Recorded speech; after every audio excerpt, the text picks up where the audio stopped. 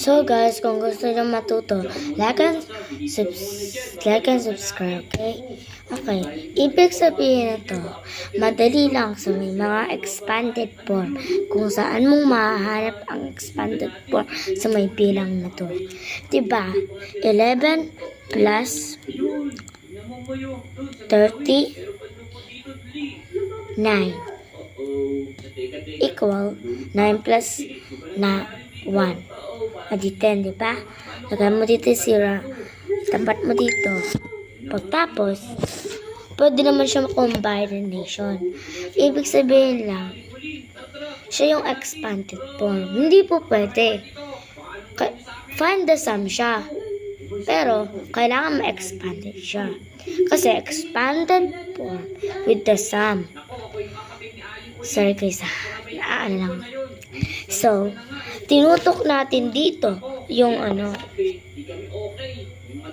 Ayan. Tinutok natin.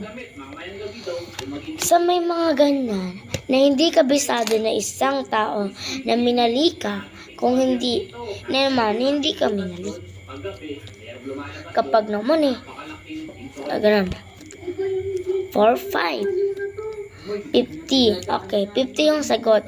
Dahil in-expanded mo siya. Okay? So, ibig sabihin, 10 plus 1 expanded po niya. So, 30.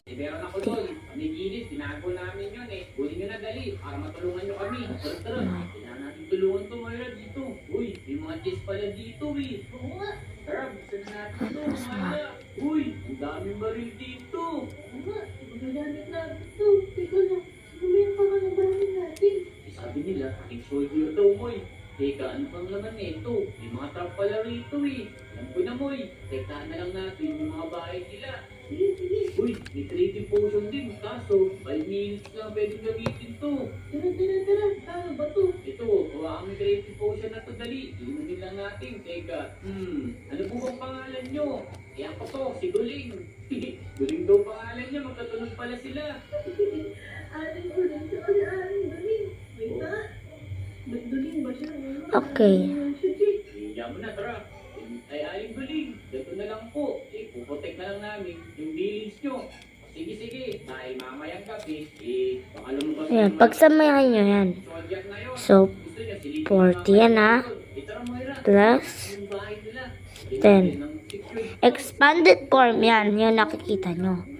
Dahil ito'y pinaka kaya laging tandaan ang tamang sagot. Ito